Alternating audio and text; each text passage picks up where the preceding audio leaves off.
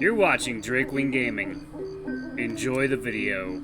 Hey guys and gals, Never here from Drakewing Gaming, and 70 Mountains Word of the Gaming Dragon. Today we're coming back at you with a Let's Play episode of Rain Check. We're running the latest version, y'all. It's like 10,000 extra words for the story. Got some updated sprites. I think David's sprite got updated. Can't wait to see what he looks like. So anyway, y'all, let's go ahead and jump right back in, shall we? Alarm chain, you were up, and let's go. Alrighty. There's a gentle pat on my shoulder with Rue smiling at me. Don't worry. If anything, it was my fault for my, advances. We can talk about this later. He playfully punches my shoulder. His ears perk up. For now, welcome to the team. You're in this for real. Thanks. I'll try my best. Good. You seem to have a knack for this. Now, let's get your stuff before Javier starts bitching. I hop onto the back of the car. Javier is configuring the dashboard while Rue's staring out the window. Ready to go? I'd like to beat the traffic for once. Yeah. We pull out of the driveway, my eyes glued to the Grand Marine towering above the street as we drive off. Guess I won't be back for a while. Now, let's talk about our next steps. The items we collected so far have been mostly processed, and we can go over the findings together. How's the USB? Corrupted, no thanks to you. But luckily my phone survived. Ha, that's good. I can feel my face warm from embarrassment. I still feel awful about what happened. I am assuming Theodore is coming along with us tonight. Correct. He'll be extremely useful, especially with what Lawrence wants us to do. What does he want us to do? I was just about to get to that. I spoke with him earlier, and it turns out the place we're heading to later is a speakeasy, not a pub. There's been reports of suspicious dealings that all involve Skeleton, and seems to be a prime hotspot for people to gather. Right, so we're going there to get intel about said dealings? That's part of it. The main reason is to find someone. Who? The survivor. Exactly. We can always use another pair of eyes scouting things around, not to mention your eyesight is exceptional. Wait, survivor? What do you... You don't mean the survivor from the harbor fire? Yes, that's the one. There were sightings of them at the library. Sorry, library? That's the name of the speakeasy. What do they look like? Do we have any information on that? We don't know their species. We just know that they have a noticeable burn mark on their arm and upper body. Nothing else? No public records or anything? There are only fragments of blurred images online from old news sites, all reporting the same thing. But in terms of official records regarding the survivor, it looks like they were all scrubbed clean. Ah. Something feels off about this, but I'm not sure what it is. I wonder what Rue is thinking. He's been awfully quiet. How do you feel about all this, Rue? It's promising, although I'm not sure how reliable this lead is. Yes, but it doesn't hurt to scout the location out, especially with our recent discoveries at the power plant. The fox doesn't say anymore, instead focusing on the drive, with the ambient slowly filling the car as we all stay silent. After some time, Javier turns onto a familiar street where I recognize certain unique landmarks and buildings. Hey, aren't we near Dust's Cafe? There you go.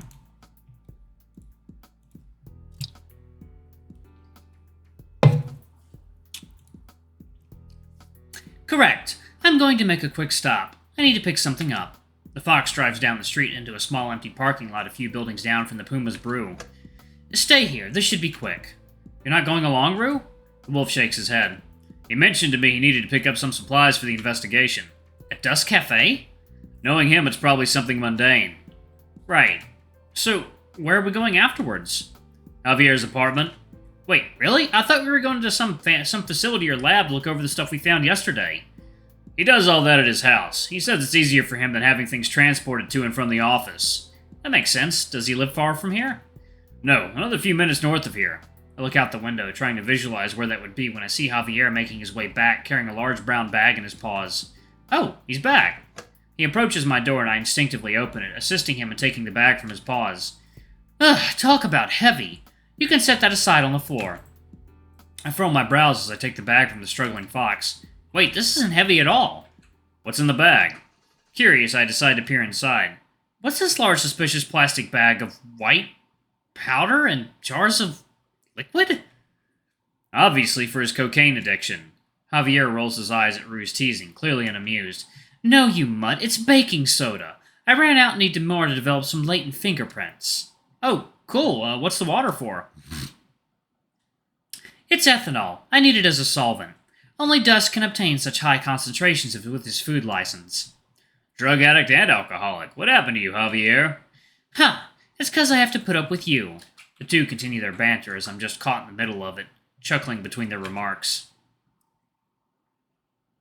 We finally arrive after a couple of turns. I didn't expect Javier to live in such a rustic-looking place. He mentioned something about cheap rent on the way up, but still.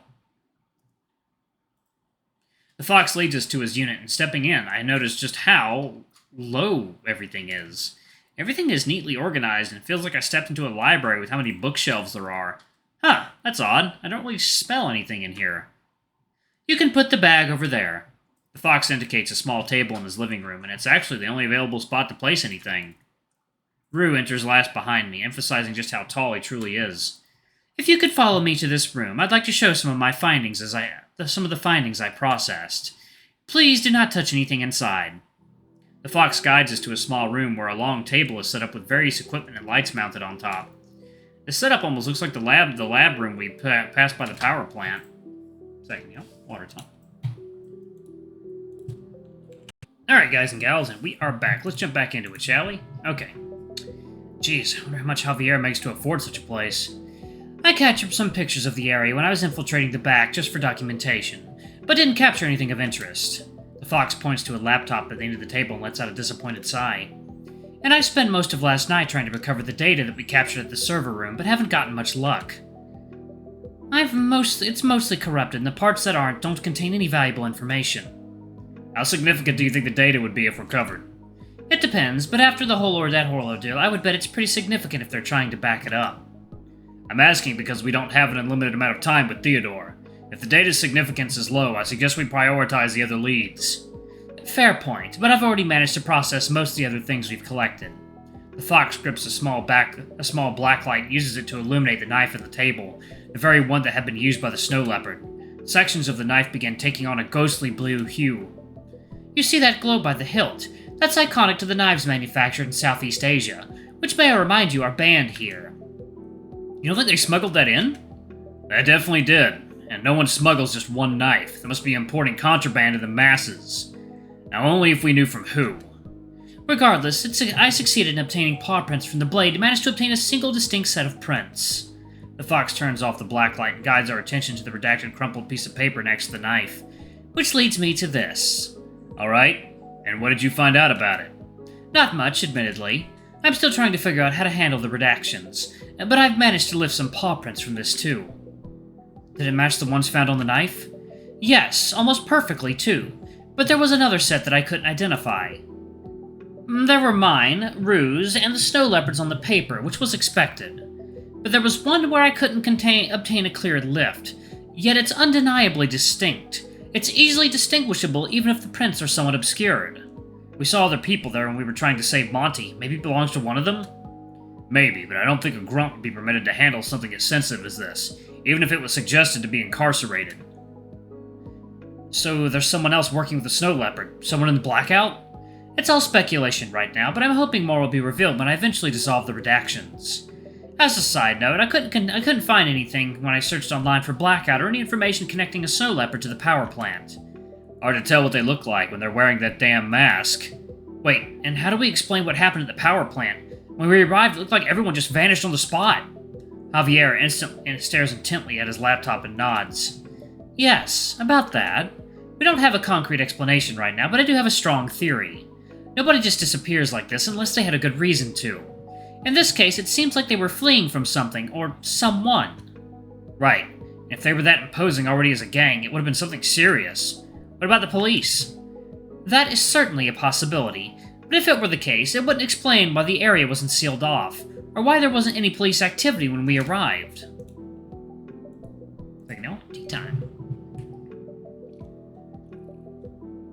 I love that chai, baby.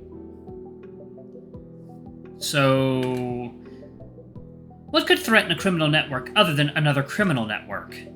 It's not uncommon for multiple gangs to fill the streets and have their own conflicts between them, but it certainly is alarming if so. I see. What about that sigil Lawrence showed you? What's that about? I don't know. He said it was included in the data I requested, but I couldn't find anything on it yet. Speaking of which, what about the data itself? You never did tell me how that was going. I admit I only spent a few moments parsing through the data, but everything seems to be in order. Show me. I'm curious to read over the files. Is it okay for me to ask what the data's about? The fox sighs and gestures to the room across from us. I haven't transferred it over to my laptop yet, but I suppose I can show you guys in my room. This should be fun. Rue smirks at me, but I return a puzzled look, not understanding what's being referred to. Shut it. Do you want to see or not? Oh, model airplanes. Javier unlocks the largest door across the hall, revealing an immaculate-looking bedroom adorned with multiple display cases showcasing model airplanes. Whoa! That's a lot. How many are here? 178 to be exact. That's 4 more than the last time I came over. Please be careful where you sway your tails. These models are extremely fragile. Is this where you do your work? I point towards the table in the corner of the room, where there's a large PC set up with multiple monitors attached to the walls and the table. Yes, I spend most of my time analyzing data here. What I don't get is why you need 5 monitors to watch porn. The fox gives a look of disapproval at Rue. Speak for yourself.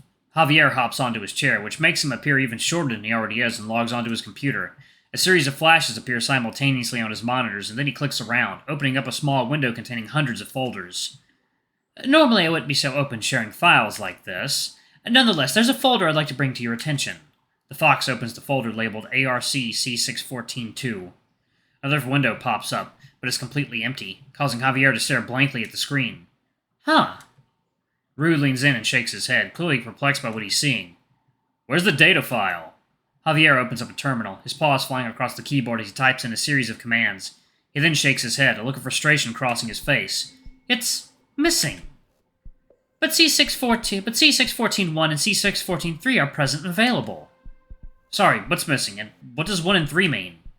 C614 is the case number, and the information and data gathered are organized into days. So day 2 is missing. Yes, but I've never seen data just go missing. It's always deleted. Didn't Loris give us the data? Maybe we could ask him about it. Rue scoffs and sneers at us. Maybe we could ask him why he deleted it. Let's not jump to conclusions yet.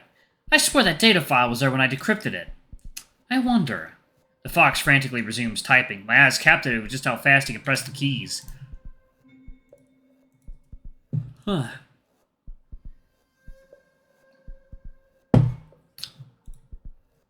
I glance over at Rue, his attention fully absorbed by the screen, where several loading bars appear and disappear intermittently. Several moments go before Javier finally stops and turns around to look at us. Strange. Good strange or bad strange? The last modified date for the original decrypted file was over 2 days ago. So someone deleted it then? It would appear so. Which means Lawrence couldn't have done it, even if you wanted him to, Rue. Ha! Even if day 2 is gone, we still have days 1 and 3, right? Yes, we do, but they're not nearly as important. Pull them up. We don't have much of a choice now. Javier complies and opens up the 2 folders, each containing their respective data files. Rue and I start to skim through the contents of the files as Javier opens and expands them on his screen. So, if I understand what I read, day 1 was mainly the discovery of the fire at the harbor, and day 3 was collecting evidence. It would appear so. Sorry, I'm still confused. Where did this information come from? I thought you guys already knew about this. This data was requested straight from the police department that conducted their own investigation at the time. The files that we have at ARC are compiled from news articles and third-party outlets, our own research. Yes, and on rare occasions, we are approved of access to government documents through the Freedom of Information Act. Alright, y'all, I'm going to go ahead and pause it right there. Thank y'all so much for watching. Don't forget to like, comment, subscribe, ring that notification bell, and check out our Patreon if you can. It always helps. Before I go, I'm going to give a quick shout-out to our lovely bronze tier patrons. Thank y'all for what I do for the channel. We greatly appreciate your support. Thank you to our silver tier patron, Cade Silverman. Thank you for going above and beyond. It's greatly appreciated. Thanks to our 3 gold tier patrons, Zeke, Toby, and Blue Wolf Alpha. Y'all are awesome. We love you. Thank you for subbing to Ultimate Tier. Anyway, if you want to get your names as the credits, get access to all of our safe for work contents as little as $5. Alrighty, I love you all, and I shall see you all in the next video. Bye-bye!